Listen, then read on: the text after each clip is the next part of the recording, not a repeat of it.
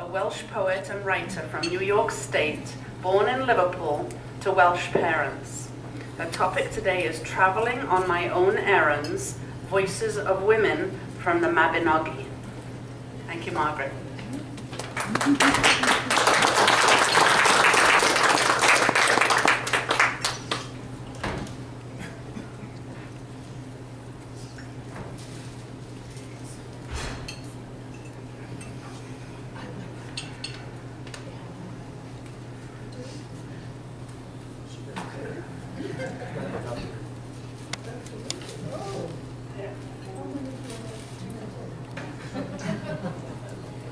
Diolch yn fawr yn gyntaf. Dwi'n hapus I fod yma heddiw.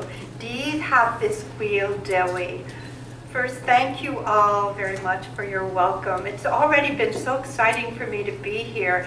And I have to lead with saying that I used to be a member, but my membership lapsed for various reasons, largely because I was chairing my department at Springfield College and just couldn't fit everything else in, but I'm definitely rejoining again. This is such a wonderful experience, and my husband too, really, really great. I've been looking forward so much to this and celebrating St. David's Day together.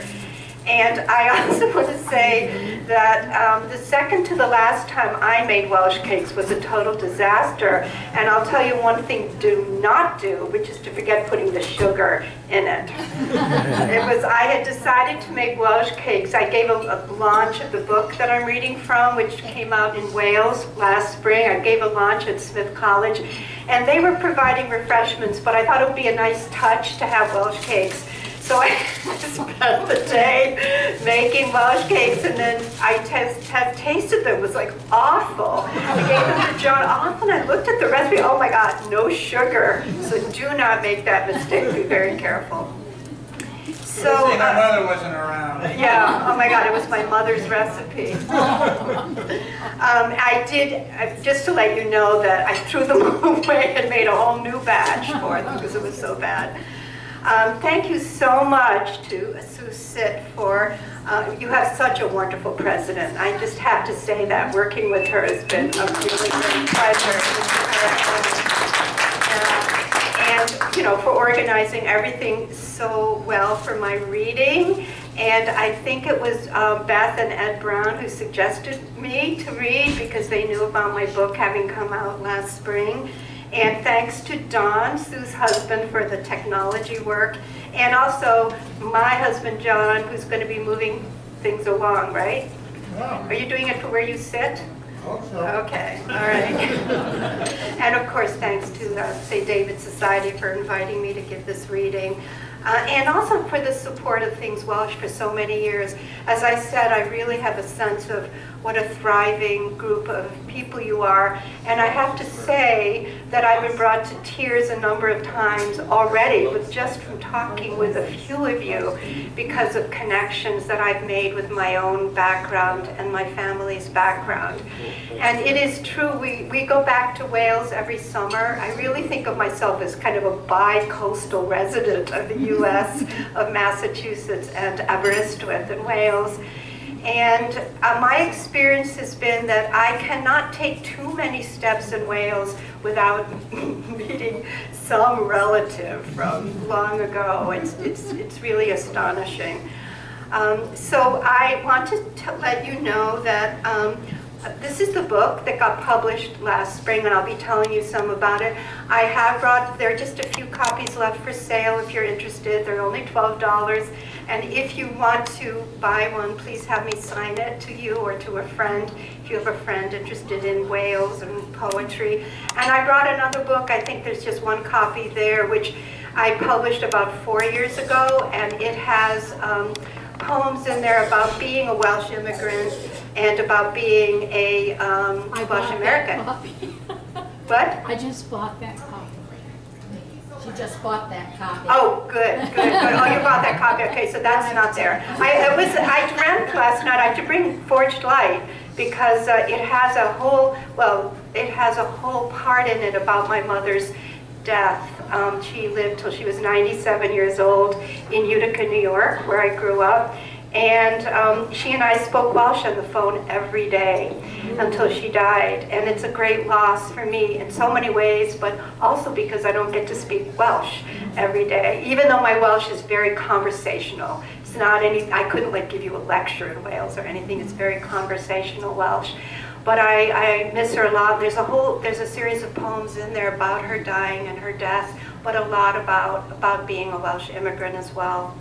So let me tell you a bit about myself, because I think the Welsh, not to stereotype the Welsh, but I think many people like to know about connections, and I can tell that's true with Helen sharing all that she has about her own. I was born in Liverpool, England, and my father was the minister of a Heathville Road Presbyterian church there. Liverpool is often referred to as the capital of North Wales because so many Welsh are in Liverpool. And so we were there when which is why I was born there. My father was born in Corus in North Wales. And just as an aside, I was saying this to Ed, that my father's side of the family was very, very involved in the slate industry in North Wales. I think that what happened with them, there were slate miners. My grandfather was a slate engraver, so a lot of the gravestones around there during that period of time, he was, you know, probably the engraver. And then then two of my father's brothers ended up, well, they moved to London, and then they ended up buying two slate mines in Wales after the war. So I like to think that the mines were also, you know, were owned by the Welsh there. So there's this long history connected to my father's side of the family. My mother was born in Pontrhydyfen, which is in South Wales. And just an interesting factoid about her is that we're related to Richard Burton, who was also born in Pontrhydyfen. And I went there a couple of years ago, and while I failed to find the house that my mother was brought up in, we found where Richard Burton was born. Of course, there was a plaque there, but so it wasn't a total waste. So my father was called to a Welsh church in central New York State, Utica, New York, which was a very great enclave of the Welsh at that time. I don't know, I can't really go into the reasons for it, but it was true. And so he was called to Moriah Presbyterian Church, which had largely a Welsh congregation. Not completely Welsh, but largely Welsh. And he preached in Welsh once a month when we were there, but gradually the Welsh speakers died out. My mother would have been, actually, because she lived so long, probably the last great Welsh speaker in that area. And I have maintained, I have many, many relatives in Wales and friends. John is a medieval Welsh scholar, so he has great interest in Wales. He just went on Ancestry.com recently and found out that, in fact, he does have Welsh, Scots, and Irish. They smudge everybody together, so that was a great surprise for him. I have one relative who is very interested in family trees, and has traced my family tree back to the 11th century, which is kind of great. So, so I do think I'm going to try Ancestry as well and find out more about it. Let's see. So we go, you know, as I said, I consider Wales a second home for me. And we try to go there every summer, and we'll probably do that as long as we're able to. So this is my fourth collection of poems that I've published, and it is the other three have been published in the United States. And I feel very much that my personal life and my artistic life have been pointing toward the publication of this book. When I started writing books connected to the Mabinogi Tales, these are Welsh medieval tales, I'll tell you a bit about them, I knew that there was a chance they would never get published. Because while we may know something about classical mythology, there's not a lot known about Welsh mythology. And I thought, well, there's no way this is going to get published in the States, and chances were very slim that it would get published in Wales, because to get published in Wales, you need to, most people need to get awarded a Welsh Books Council grant. And I thought it was very unlikely that I would get it, partly because it's competitive, partly because I lived in America for so long. But I did get a Welsh Council grant, and I did get it published in Wales, and it came out last spring. So it was like, it felt like Wales had, in a very profound way, opened up its arms to me, because it's complicated being a Welsh American. You know, I'm here and I feel so Welsh. When I'm there, I'm so American. And how do I find myself, you know? But the Welsh, I think, have always been a people on the border, that it's part of, kind of connected to who we are. So so as I do this reading, I'm just going to tell you a little bit of tale telling. Some of you may know about the Mabinogi Tales, probably the vast number of you don't. So I thought I'd give you a leg up in listening to these poems. And I've also, at the end of the book itself, there are little summaries to help you understand what the tales are. So the Mabinogi Tales, if you get, here's the manuscript. I thought you'd like to see this. This is one of the great medieval manuscripts in which the tales were written down. They were first written down in the 11th century, though they often reflect an earlier time. The surviving manuscripts are from the 13th and 14th century. This is a copy of the White Book of Rhiannon. And an interesting aside is that this manuscript, which is the earliest manuscript of the Mabinogi, was written down by a monk in Strata, Florida Abbey, and that is where the manuscript would house. This is one of the most favorite places we have in Wales. Really urge you to go there if you never have. And you see this little, here, I'll point it out to you. Little chapel there. Last summer, I gave 4 readings in Wales, as I said, and my 4th reading was in that little chapel in Strata, Florida Abbey, along with some other poets who were reading there. But it's a wonderful, wonderful place. So back to the book cover, John. Yeah. So the poems in this book are written from the point of view of 6 female characters. So they're poems that I wrote from the point of view of female characters in the Mabinogi Tales. And what I did was they're very modern, contemporary poems, though. You know, they're not going to sound medieval or old. They're going to sound very contemporary to you. And so I tried to be very faithful to the events in the stories while capturing the inner voices and internal emotions of the women in reaction to what is happening to them in the tales. When I studied them, in order to write this book, even though as a young child in Utica, New York, I was read simplified versions of these tales, and you might have heard of some of these women, Rhiannon and Branwen, that I'm going to I'll be reading poems from both of their voices. But it became clear to me that even though it was so long ago, that the emotions and the feelings that these women have, their failures, their triumphs, their desires, their passions remain pertinent to a modern reader. So I could feel enough of a connection between me and these women to actually write these poems. And I also wanted to say that there are continuities between these characters, these women, and that of women in many parts of the globe today. And I made a list. This should interest you. The women of the Mabinogi suffer wrongful punishment, child loss, arranged marriage, domestic violence, war losses, displacement, the disappearance of spouses, rape, and unwanted pregnancy. Think of that list. But women rebel against their conditioning and experience love and passion and come into their own power and independence in their own ways. So it's they're very, very human tales in what they encompass. So I'm going to read you selections of poems from 2 of the 6 women who I wrote right from in the book, beginning with the first section with a character named Rhiannon, which is a very Welsh name. So here's the tale. So bear with me. I'm going to try to say it in a way that'll, keep you following it okay. I just want you to imagine this as I say this. So Rhiannon comes from the other world riding a horse. So you can imagine this woman riding a horse, and she passes from the other world into the everyday mortal world because she wants to marry a particular man. Against her will, she has been promised to someone else.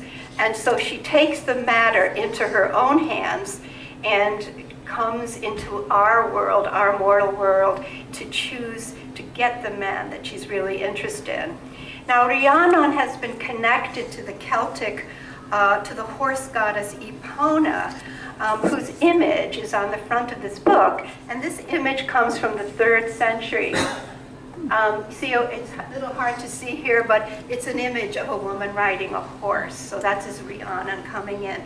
She's both a goddess, obviously, and a queen. And then she also becomes a wife, wrongfully accused of killing her own son. So if you see here the castle. Yeah, here we go. This is Arbeth Castle, which is in southern Wales, I would say. And so what the tale says is that one night, it's kind of us, carousing after eating and drinking here, and having tale-telling. And Pwyll, who is the head of the whole kingdom there, says, I want to go to a mound. I want to go to a magical mound and see a wonder.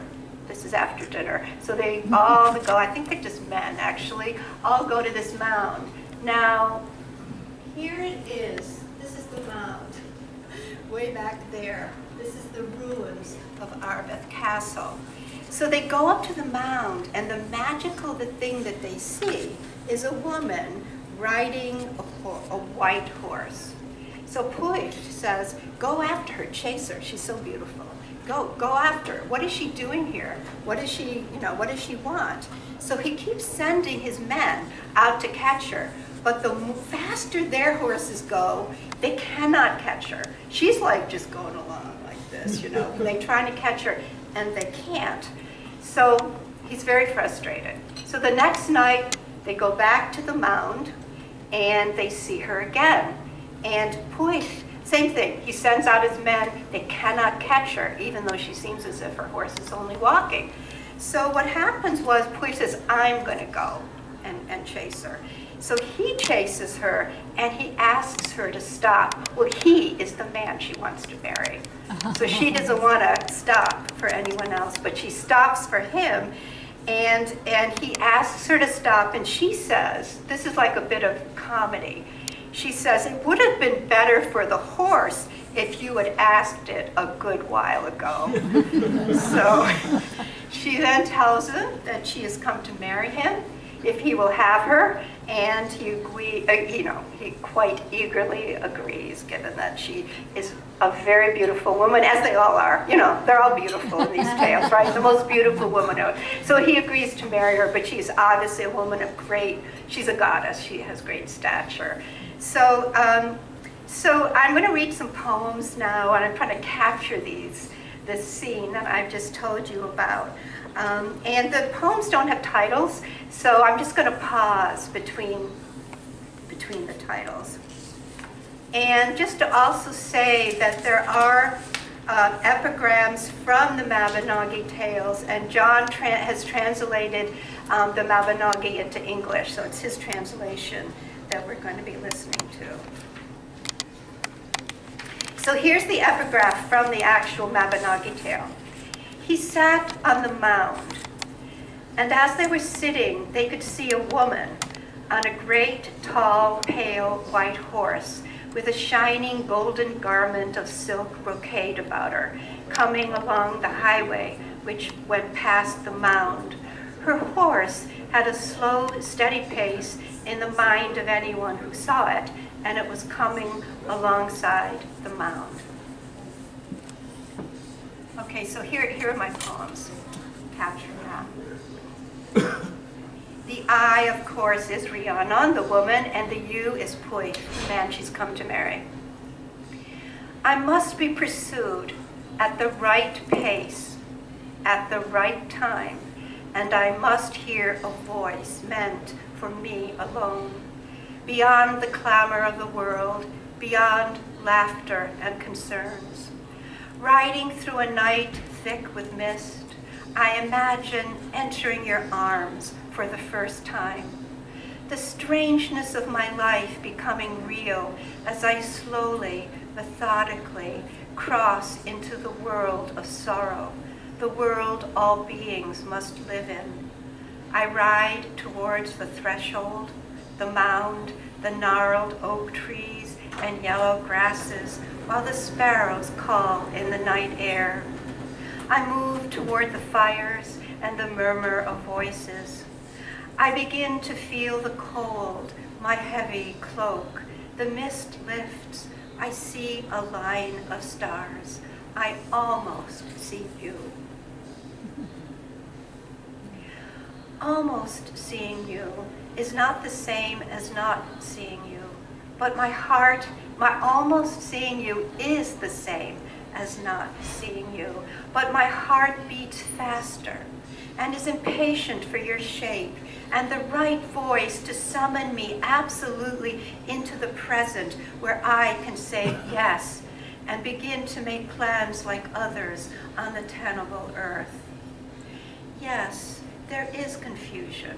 Am I the horse or the rider? But then I feel my hands tug at the reins. I am still and moving.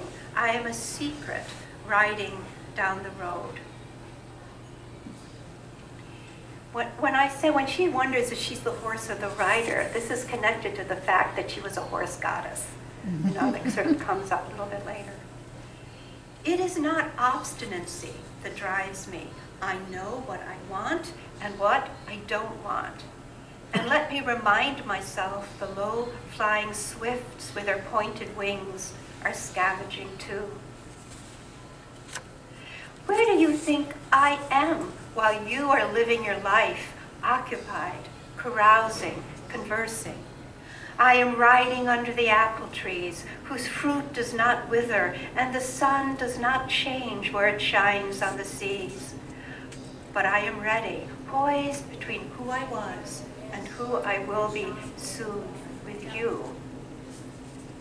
One man tries and then another, but the closer they think they are, the further they drift. It should be easy, as it suddenly is when you say the words that stay me. I stop. It is all I want. This moment that you too, without knowing it, have always been waiting for. Why do we stop anywhere? Our soul chooses. Yes, I say, when you finally speak. I draw back my veil and look at you, the man who will take my law into his own hands. Behind you, I see Orion's belt and an unending black beyond that.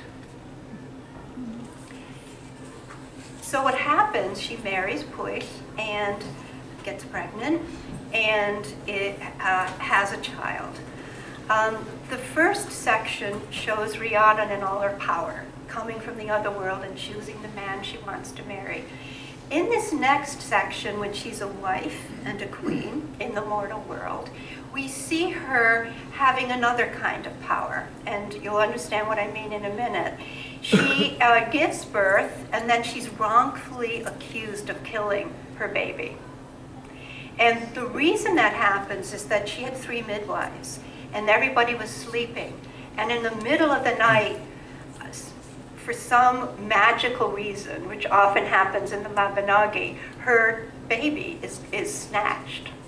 So the midwives wake up and they think, oh my God, the baby's gone. What happened? We're in deep trouble here. Deep, deep trouble. And what they do is they blame Rhiannon for killing her own son. That's the story behind this. And she decides that she's going to she's not going to accuse the midwives. She's not, and in fact, the midwives were not guilty, but she didn't know what the story was. And so she's punished. She has to be punished because the king, her husband, has to punish her. And her punishment is, this is really interesting, is to sit by the horse mounting block, what people use to get on and off their horses at the castle gates, and offer to carry people on her back up to the castle. That's her punishment. And of course, that's interesting, given that she's connected to a horse goddess. Okay, so that's why I wanted to really mention that.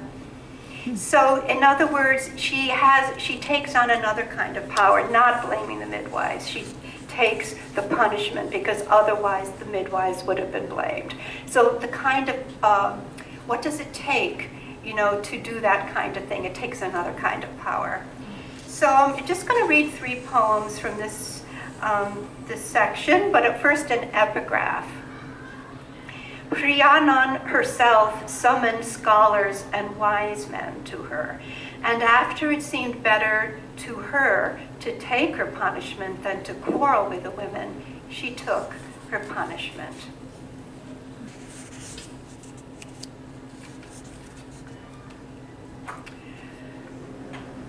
A run of mackerel and then whales and dolphins came in. The winter was warm until mid-January, and then the cold came.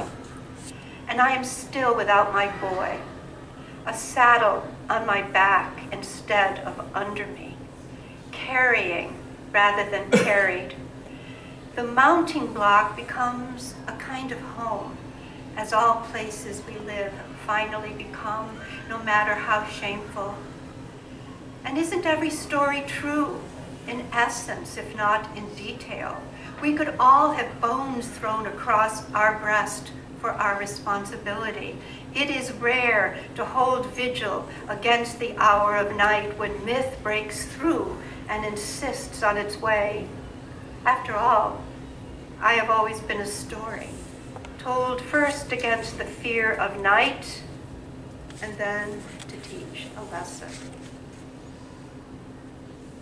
I have arrived to tell you all there is some relief from leaving off being human and becoming what runs in the fields or sleeps in the stable, eats grasses and carries the burdens of the world.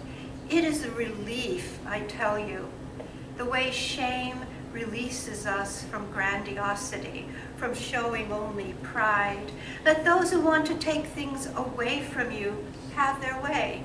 Let people who wish to save themselves by using you save themselves. The truth is, I became more than human, not less, when I became the horse carrying others on my back.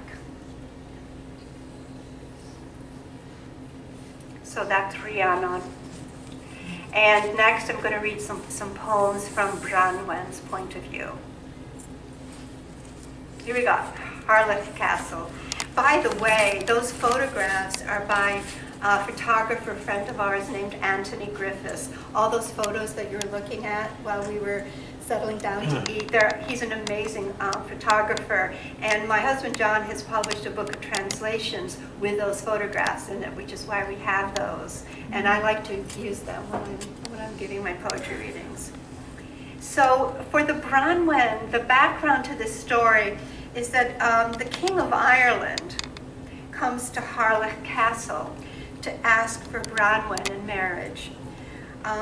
But what happens when they come, he comes with all his horses and his retinue and everything and wants to join Ireland together with Wales.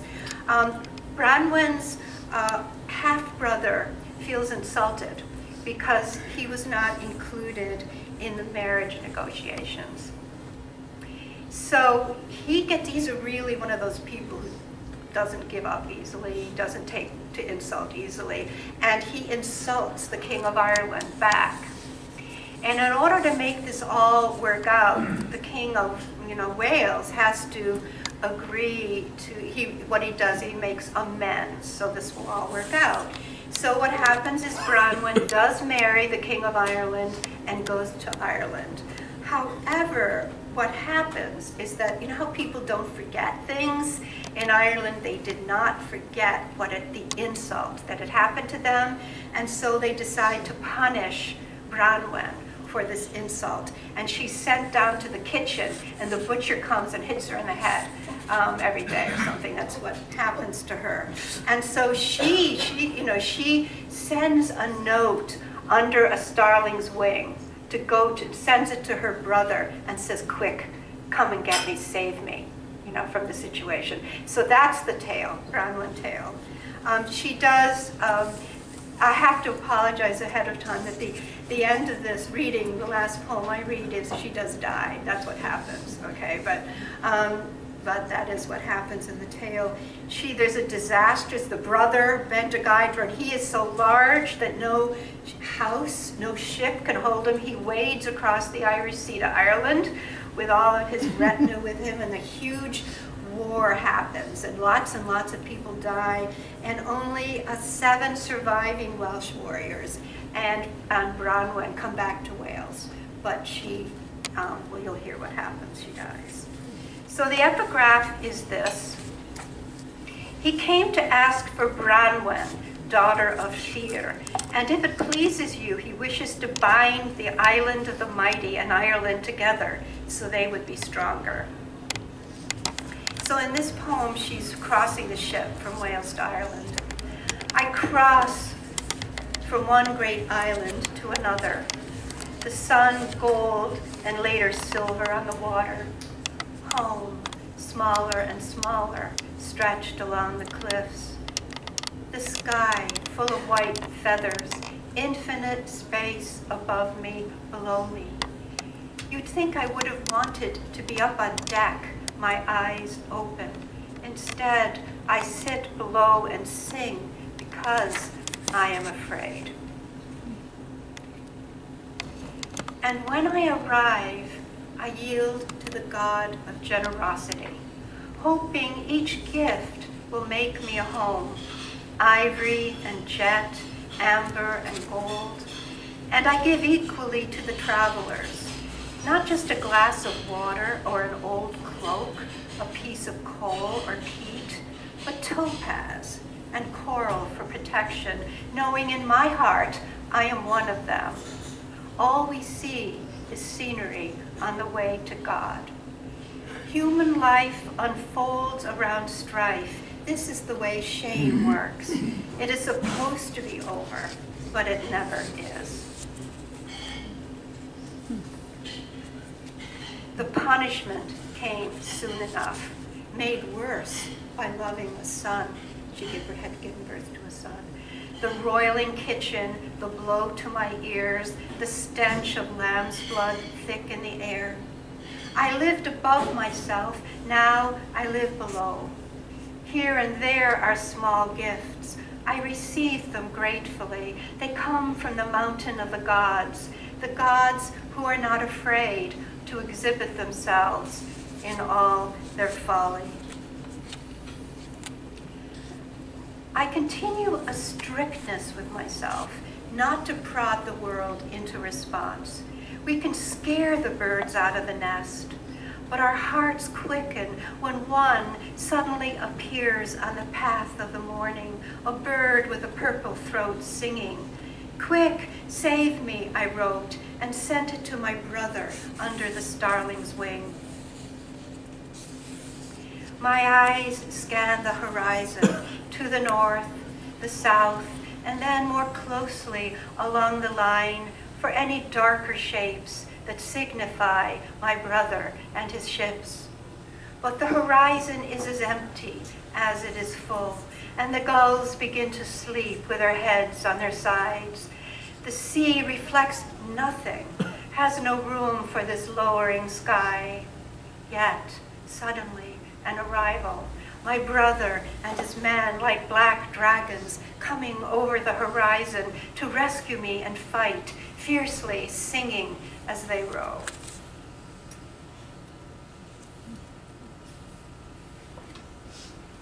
I hear the raven cry 3 times before it flies to find another carcass over which to hunch its shoulders, under which to find the soft decaying belly. I am done with it, and I am undone. Here is a confession that has no end. We are dying, and the last word is like the last cup drunk, while someone, perhaps the one most loved, perhaps the one who loves the most, hurries out into the night. And this is the last poem I'll read. A feast always follows a sacrifice, but how long can it last? Death, do not leave me behind. I cannot accept the consolation, fire built by the sea at night, singing of birds over the waters, the companionship and history to come. My heart is too full or too empty, and now I know that death is the place where too much feeling and no feeling meet. And now that it is over, who will see me out? Who will do something with my body for the last time? Burn it or bury it? Who will touch me while I am still warm, with my bereft and broken heart on the green banks of the River Allow? Thank you very much. Wow.